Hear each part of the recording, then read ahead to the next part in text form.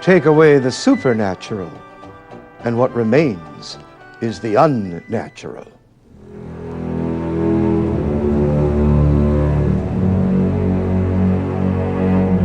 I am the first immoralist. One day, my name will be associated with the memory of something tremendous. A crisis without equal on earth. The most profound collision of conscience. A decision that was conjured up against everything that had been believed, demanded, hallowed so far.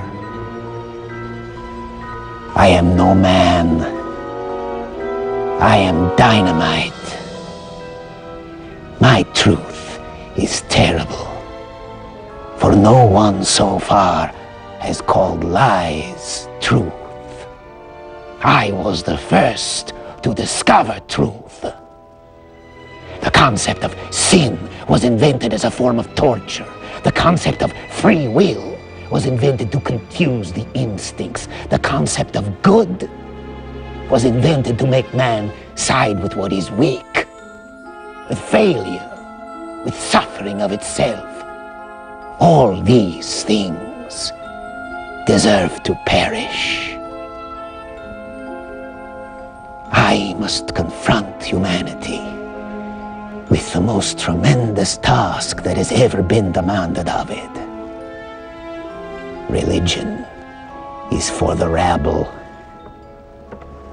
Only the few who understand me understand that only we are the premature births of an unproven future. We are new, nameless, self-evident, stronger, more audacious. We are the supreme achievement beyond mere modern man, beyond mere good and evil. We have annihilated morality. We are the overman, the superman. God is dead, and we have killed him. God is dead, beyond good and evil. These catchy phrases have been swallowed whole by the so-called intellectuals ever since they were first uttered by Friedrich Nietzsche, the madman who unfortunately turned out to be the most influential philosopher in the modern world. But Nietzsche himself swallowed another philosophy whole which gave him most of his ideas, the idea that only the strongest survive, that the weak are expendable, the idea of endless progress, the notion that humanity has not only progressed to this point, but now must progress beyond it. These are precepts that Nietzsche took from Darwinism. Nietzsche believed that humans are evolving into a higher life form that will be beyond human. He claimed that we have already progressed beyond humanity as it once was, which was religious. We no longer need religion. God is dead. God is extinct. One of God's functions was to provide moral unity. Therefore, morality is also extinct. We have moved beyond good and evil. Multitudes of philosophy professors and their students were seduced by these ideas. None of them were able to dissect Nietzsche the way their counterparts in the other departments managed to dissect everything human. No one figured out Nietzsche's fundamental flaws. Well, one person did, G.K. Chesterton. Nietzsche, with his stark imagination of radiant monsters taking the place of men, thinks he is rebelling against Christian tradition. But he really doesn't even know what it is that he is rebelling against. He is actually rebelling against man. Or rather, his philosophy is rooted in a despair about man. He has consoled himself with a vague enthusiasm about the Superman. But what is really meant by this expectation of a superior organism? It means that the actual animal called man is to be treated almost almost as an extinct animal. He is a fossil walking the streets, a sort of appendix of the cosmos, a superfluous organ. Man has survived evolution only to prove that he has no survival value. He is a cosmic disease, a sort of astral appendicitis. He must be improved upon, simplified, to make way for a new and nameless superhuman being. But what does this simplified Superman look like? Certainly a man is not a complete man without a nose. But for anything anybody knows about Superman, they may be better off without noses.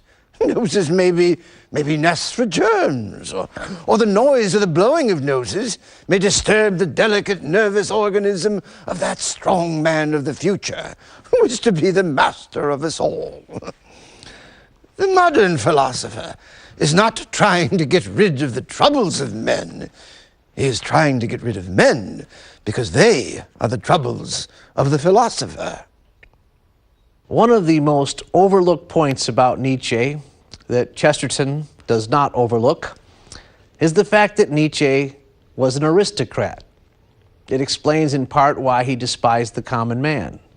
Aristocracy is not a system, it's an accident. It's what happens when a small group of people have too much money, which prevents them from doing honest work. Chesterton says that aristocracy is a rebellion of the rich against the poor.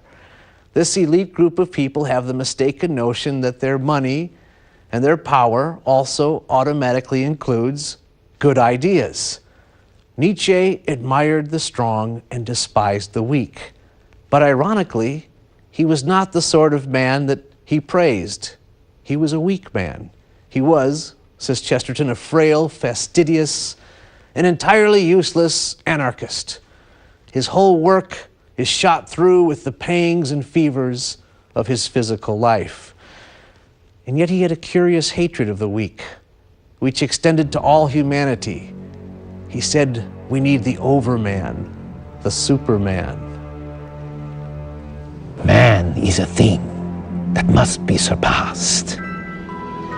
In one sense, the remark is most Christian and orthodox. But unless you have a permanent standard of good, how do you know when he has been surpassed? I am going to do what has never been done before. I am going to contradict as no one has ever contradicted before. I am going to invert all values. I am going to free everyone from the straitjacket of morality. The love of the untried is truly the love of nothing. Nihilism is standing at the door. The triumph of nihilism is inevitable. The highest values have lost their value. Morals have lost their purpose. The past must be broken up. Nihilists, as their name implies, have nothing to revolt about.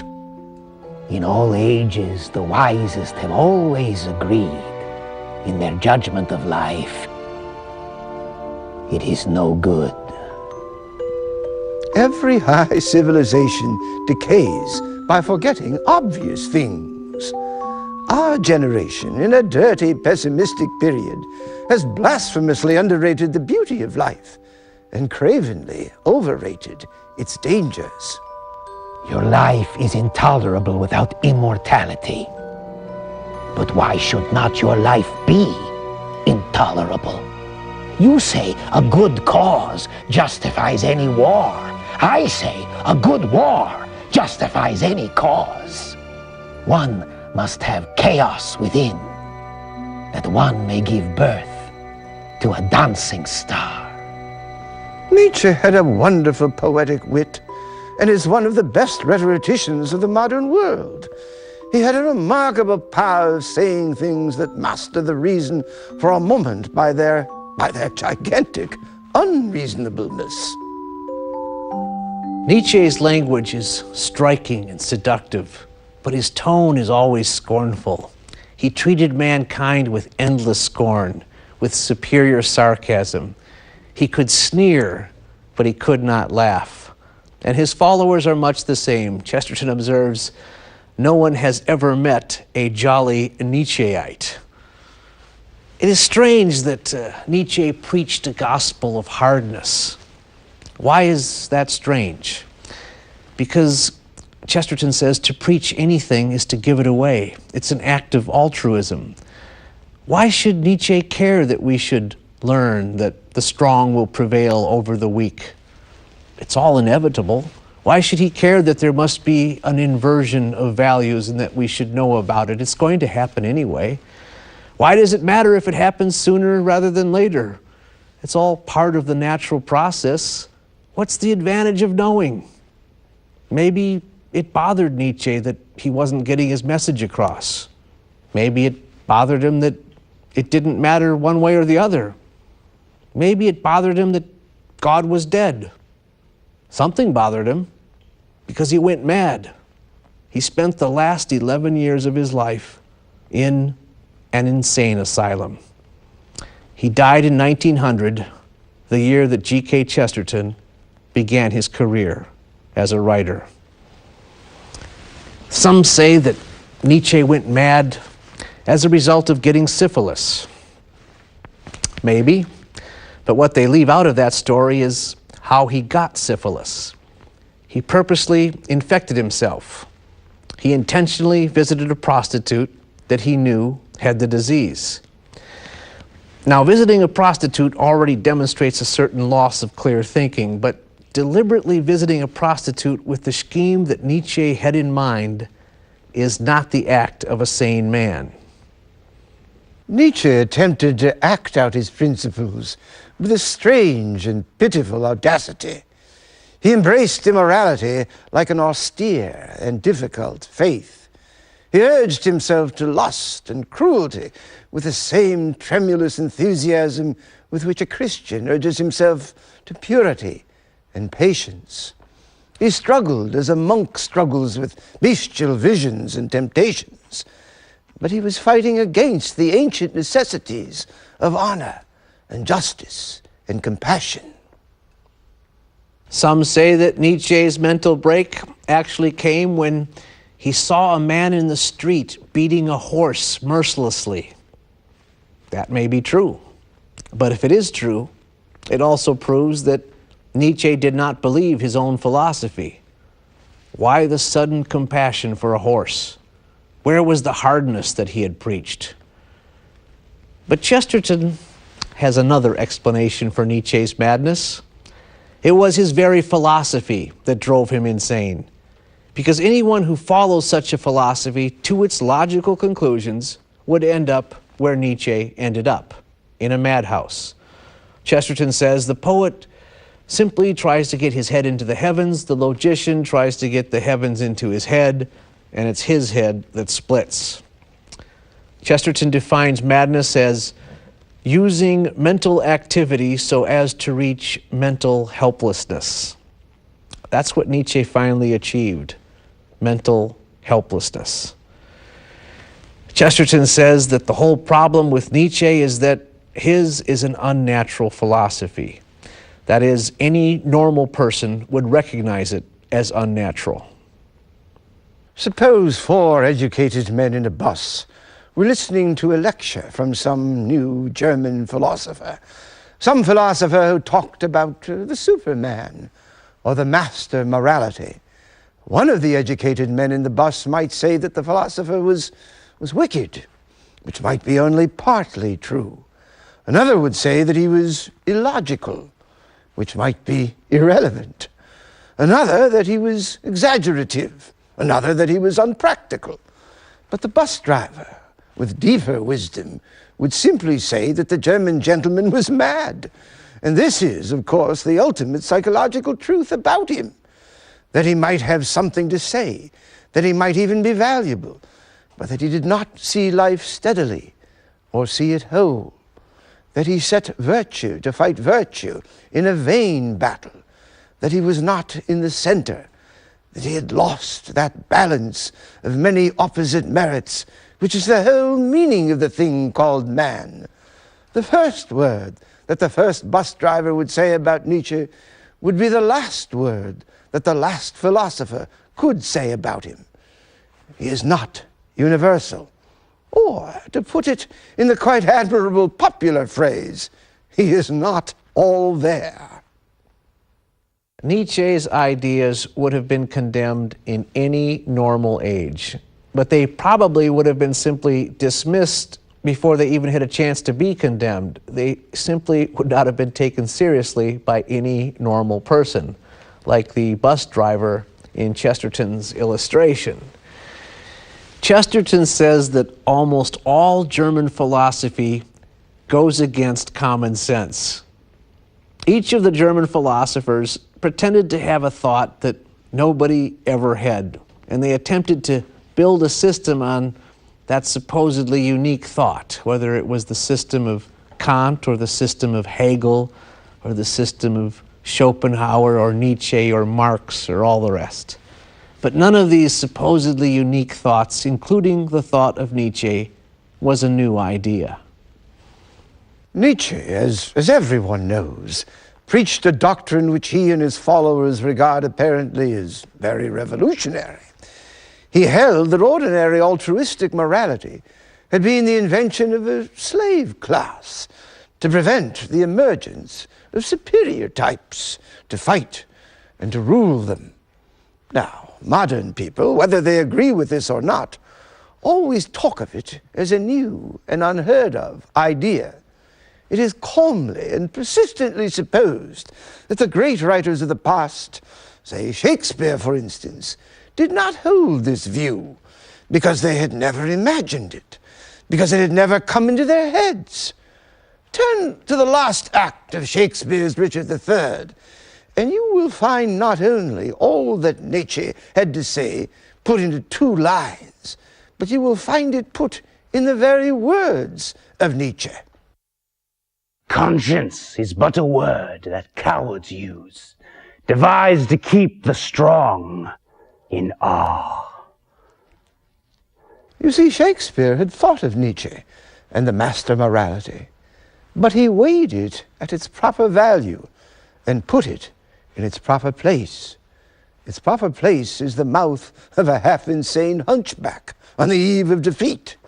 This rage against the weak is only possible in a man morbidly brave, but fundamentally sick, a man like Richard III, a man like Nietzsche. This case alone ought to destroy the absurd fancy that these modern philosophers are modern in the sense that the great men of the past did not think of them. They did think of them, only they did not think very much of them. It was not that Shakespeare did not see the Nietzsche idea. He saw it, and then he saw through it. In spite of the madness of Nietzsche, in spite of the madness of his philosophy, many leading intellectuals of the 20th century actually took his ideas seriously. For instance, Nietzsche was an outspoken advocate at the forefront of eugenics. He said that undesirables should be sterilized, that marriage should take place only under medical supervision, that in his own words, many people must be sacrificed in order to save mankind. But people like George Bernard Shaw embraced this very philosophy. So did Margaret Sanger, the founder of Planned Parenthood, who proclaimed on the cover of her journal, the Birth Control Review, "More children for the fit, less for the unfit." G.K. Chesterton saw all the dangers of this philosophy and predicted that birth control would lead to abortion and infanticide and also euthanasia. He said prophetically that we would begin to murder people whom we considered to be a nuisance to themselves, but in one short step, murder people who were a nuisance to us. He watched and warned against the fact that an entire nation had embraced Nietzscheism. That nation, not surprisingly, was the same place that gave birth to all the mad German philosophies, Germany. Chesterton seemed to be the only one who realized what was going on. The things the Germans say, the things we hear, the things they mean us to hear, their own version of their own acts, contain an extraordinary emphasis upon brutality, not as a charge to be repelled, but as an excellence to be exalted. It may be that the German masses admire the quality. It is certain that the Nazi leaders admire themselves for possessing the quality. Nietzsche's notion of an inversion of values has really struck, and one thing is certain: we shall know what war and division really mean, and in a way that we have never known it for ages. Chesterton said the world was moving toward a new war, and that it would be the worst and most horrible war in history, and it would begin on the Polish border. He died in 1936. His prediction came to pass just a few years after his death. Nietzsche's own prediction about himself, unfortunately, was also right. He managed to create a crisis without equal on Earth. For in addition to the bloody war that nearly destroyed Europe, the Nazis, in the full fever of a philosophy formed by the Nietzschean transvaluation of values, systematically murdered 6 million Jews and 5 million Polish Catholics. In spite of the fact that Chesterton was right about the war, right about Nietzsche's connection to Nazi Germany, right about the horrible outcome, the intellectual community missed it completely. Chesterton was forgotten. What happened less than 2 decades after the end of World War II, after the discovery of the concentration camps and the gas chambers? What happened? What happened after Nietzsche's horrible ideas were played out? His ideas were more popular than ever. Millions of students were being taught the philosophy of Nietzsche on the campuses of American universities. A new group of intellectuals were teaching the inversion of values, and all of them quoting Nietzsche, saying with great relish, "God is dead." They were preaching that traditional morality must be rejected or transcended, parroting Nietzsche's phrase that we must move beyond good and evil. The next 2 generations were taught the madness of Nietzsche, but they were prevented from ever hearing about the common sense of G.K. Chesterton. They never knew that G.K. Chesterton had answered all of the insane arguments of Friedrich Nietzsche. Nietzsche offers to lift us yet further above the beasts by abolishing the only thing that at present lifts us at all above the beasts: the sense of sin.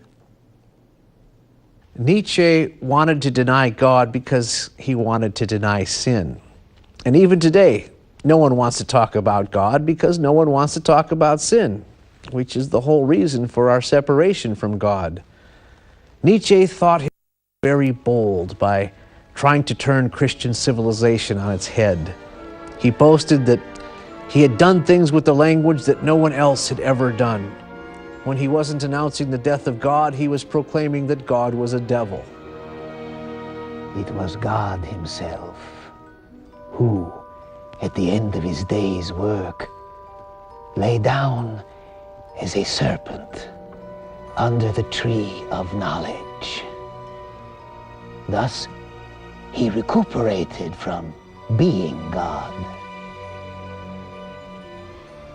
The devil is merely the leisure of God on that 7th day. But G.K. Chesterton used imagery that matched Nietzsche's audacity in ways that Nietzsche could never have imagined. Christianity is the only religion on earth that has felt that omnipotence made God incomplete. Christianity alone has felt that God, in order to be wholly God, must have been a rebel as well as a king. Alone of all creeds, Christianity has added courage to the virtues of the Creator. For the only courage worth calling courage must necessarily mean that the soul passes a breaking point, and yet does not break. In this, indeed, I approach a matter more dark and awful than it is easy to discuss, and I apologize in advance if any of my phrases fall wrong or seem irreverent, touching a matter which the greatest saints and thinkers have justly feared to approach. But in that terrific tale of the Passion, there is a distinct emotional suggestion that the author of all things, in some unthinkable way, went not only through agony, but through doubt.